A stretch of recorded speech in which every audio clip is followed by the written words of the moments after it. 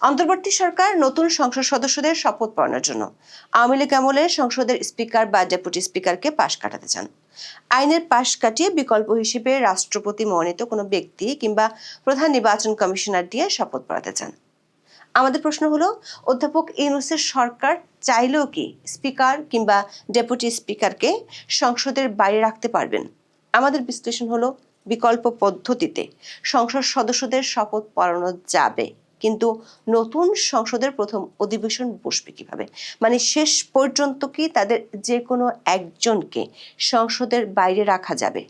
সংবিধান ও সংসদের কার্যপ্রণালী বিধি অনুযায়ী সে সুযোগ নেই।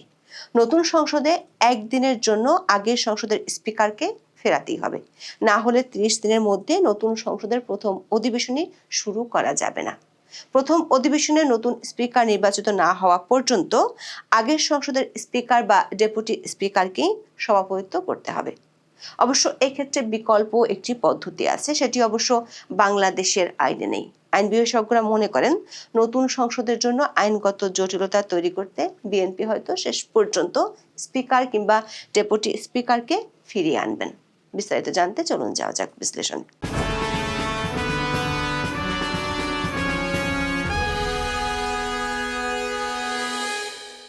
2/3 বেশি আসনে জিতে সরকার গঠন করতে যাচ্ছে বিএনপি নেতৃত্বাধীন জোট। এরই মধ্যে বিষয়টা সবারই জানা হয়ে গেছে। নির্বাচন কমিশন থেকে ফলাফল ঘোষণাও হয়ে গেছে। ফলাফলের গেজেট প্রকাশ হলেই নতুন সংসদ সদস্যরা শপথ নেবেন। বাংলাদেশের সংবিধান অনুযায়ী ক্ষমতা হস্তান্তর প্রক্রিয়া বা নতুন সরকার গঠনের শুরুটা হবে নবনির্বাচিত সদস্যদের শপথ গ্রহণের মাধ্যমে। সংবিধানের 148 অনুচ্ছেদে বলা হয়েছে, নির্বাচনের ফলাফল সরকারি গেজেট আকারে প্রকাশিত হবে এবং এর 3 দিনের মধ্যে নির্বাচিত সংসদ সদস্যদের শপথ পড়ানো হবে। প্রধান উপদেষ্টার প্রেস সচিব গণমাধ্যমকে ইতিমধ্যে জানিয়েছেন, তার মতে নতুন সংসদ সদস্যদের শপথ গ্রহণ 18 ফেব্রুয়ারির পরে যাবে না। নির্বাচন কমিশনের সিনিয়র সচিব বলেছেন, যত দ্রুত সম্ভব গেজেট প্রকাশ করা হবে। ভোটের আগেই একটি প্রশ্ন তোলা হয়েছিল, নতুন নির্বাচিত সংসদ সদস্যদের শপথ কে পড়াবেন।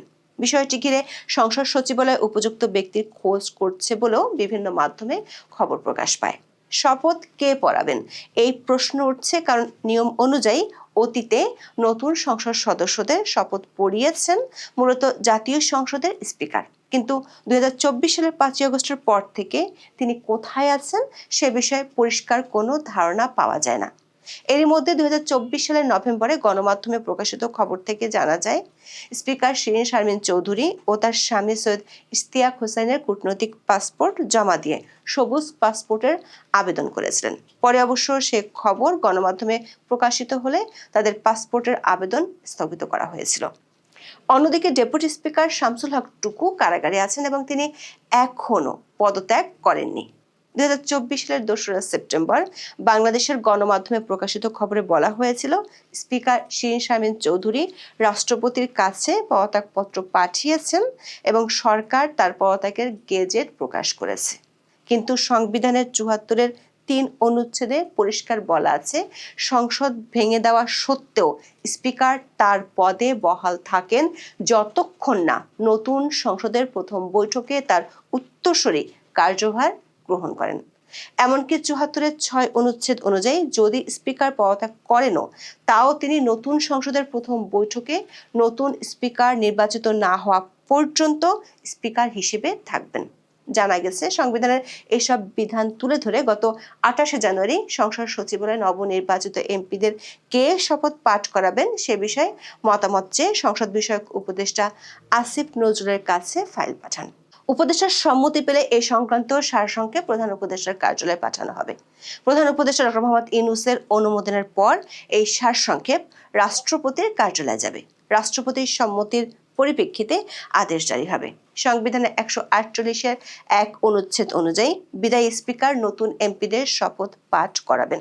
সংবিধানের এই নির্দেশনা মতে পদত্যাগ করলেও এমপিদের শপথ পড়ানো বিদায়ী স্পিকারের দায়িত্ব। এজন্য সংবিধানে 3 দিন সময় নির্ধারণ করা আছে। সরকার একাধিক সূত্রগুলো বলছে, আইন উপদেষ্টা সহ সরকারের কয়েকজন উপদেষ্টা চান না স্পিকার ও ডেপুটি স্পিকার শপথ পড়ান। আসিফ নজরুল যে বিষয়টি চান না সেটি 5ই ফেব্রুয়ারি সাংবাদিকদের ঘুরিয়ে ফিরিয়ে জানিয়েছেন। তবে যে ব্যাখ্যা তিনি দাঁড় করিয়েছেন সেটি ছিল সাংবিধানিক ধারার ভুল ব্যাখ্যা। আসিফ নজরুল সাংবাদিকদের বলেছেন, স্পিকার ও ডেপুটি স্পিকারের মধ্যে একজন নিখোঁজ আর একজন জেলে আছেন। তাদের বিরুদ্ধে গুরুতর কিছু মামলা আছে এবং তারা পদত্যাগ করেছেন, বিশেষ করে স্পিকার। ফলে এই অবস্থায় ওনাদের দ্বারা শপথ গ্রহণ করার কোনো রকম সুযোগ আছে বলে তিনি মনে করেন না।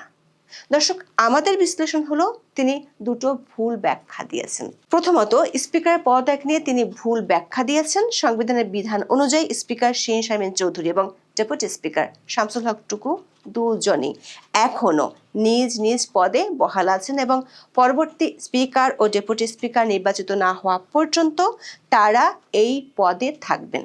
কেন আছেন সেটি বলা আছে সংবিধানের 74-এর 6 নম্বর অনুচ্ছেদে, যেটির কথা আগেই জানিয়েছি।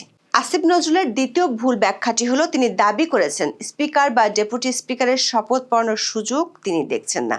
আমাদের বিশ্লেষণ হলো স্পিকার ও ডেপুটি স্পিকারের বিরুদ্ধে মামলা থাকা সত্ত্বেও তারা শপথ পাঠ করাতে পারবেন। স্পিকারের বিরুদ্ধে মামলা আছে একটি। জুলাই আন্দোলনে রংপুরে গুলিবিদ্ধ হয়ে স্বর্ণ শ্রমিক মুসলিম উদ্দিন নিহত হওয়ার ঘটনায় জাতীয় সংসদের স্পিকার শিরীন শারমিন চৌধুরী, সাবেক বাণিজ্য মন্ত্রী টিপু মুন্সি সহ 17 জনের বিরুদ্ধে হত্যা মামলা করা হয়েছিল 2024 সালের 24শে আগস্ট।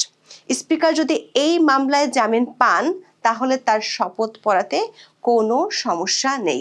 আবার ডেপুটি স্পিকার আছেন কারাগারে, তার জন্য জামিনও দরকার নেই।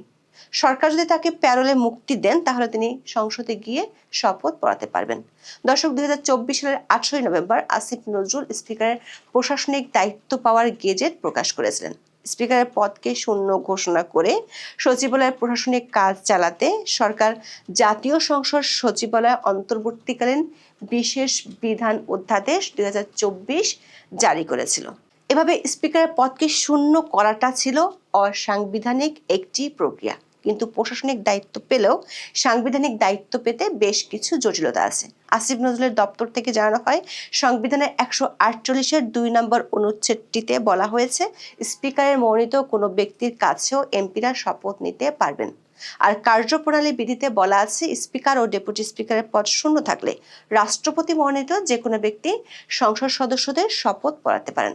নির্বাচন কমিশন ও রাষ্ট্রপতির দপ্তর প্রয়োগ করতে চায় সংবিধানের 148-এর 2-এর ক অনুচ্ছেদটি। তবে তার জন্য নতুন নির্বাচিত সাংসদদের শপথ নিতে 3 দিন দেরি হবে। এই অনুচ্ছেদে বলা হয়েছে গেজেট প্রকাশের 3 দিনের মধ্যে যদি স্পিকার বা তার মনোনীত ব্যক্তি সংসদ সদস্যদের শপথ না পড়ান তাহলে পরবর্তী 3 দিনের মধ্যে প্রধান নির্বাচন কমিশনার এই শপথ পড়াবেন। 5ই ফেব্রুয়ারি নির্বাচন কমিশনার আব্দুর রহমানুল মাসুদ জানিয়েছেন, বর্তমান পরিস্থিতিতে সংবিধান অনুযায়ী প্রধান নির্বাচন কমিশনার নবনির্বাচিত এমপিদের শপথ পড়াতে পারেন। প্রশ্ন হলো, অধ্যাপক আসিফ নজরুল আইনের ভুল ব্যাখ্যা দিয়ে শপথ হয়তো পড়ানোর ব্যবস্থা করতে পারবেন, কিন্তু স্পিকার কিংবা ডেপুটি স্পিকারকে ছাড়া কি নতুন সংসদ তার যাত্রা শুরু করতে পারবে? এখানে গুরুত্বপূর্ণ প্রশ্ন হলো, স্পিকার কিংবা ডেপুটি স্পিকার ছাড়া নতুন সংসদের প্রথম অধিবেশন বসবে কিভাবে? সাধারণ নির্বাচনের পর গেজেট প্রকাশের 30 দিনের মধ্যে সংসদের প্রথম অধিবেশন আহ্বান করার একটি বাধ্যবাধকতা সংবিধানের 72-এর 1 অনুচ্ছেদে বলা আছে। 12ই ফেব্রুয়ারি নির্বাচনের ফলাফল যখন নির্বাচন কমিশন গেজেট আকারে প্রকাশ করবে তখন থেকে এই সময়সীমার গণনা শুরু হবে। অধিবেশন আহ্বানের ক্ষেত্রে রাষ্ট্রপতিকে একটি জনবিজ্ঞপ্তি জারি করতে হয়, যেখানে সবার স্থান, তারিখ ও সময় নির্দিষ্ট থাকে। শপথ গ্রহণের পর সংসদের প্রথম অধিবেশনের সভাপতিত্ব কে করবেন তা নিয়ে কার্যপ্রণালী বিধিতে স্পষ্ট নির্দেশনা রয়েছে। বলা আছে, নতুন সংসদের প্রথম অধিবেশন বসবে বিদায়ী সংসদের স্পিকারের সভাপতিত্বে। তিনি না থাকলে ওই সংসদের ডেপুটি স্পিকার নতুন সংসদের অধিবেশনে সভাপতিত্ব করবেন। তাদের যে কোনো একজনের সভাপতি নতুন সংসদের স্পিকার নির্বাচন করা হবে। এরপর নবনির্বাচিত স্পিকার রাষ্ট্রপতির কাছে শপথ নিয়ে নতুন অধিবেশনে সভাপতির আসন নেবেন। তার সভাপতিত্বে সংসদের প্রথম অধিবেশনে নতুন ডেপুটি স্পিকার নির্বাচন করা হবে। এরপর 5 সদস্যের সভাপতি মণ্ডলের মনোনয়ন ও শোক প্রস্তাব শেষে সংবিধান অনুযায়ী রাষ্ট্রপতি জাতীয় সংসদে ভাষণ দিবেন। তার ভাষণের পর প্রথম দিনই সংসদ অধিবেশন মুলতবি রাখা হবে।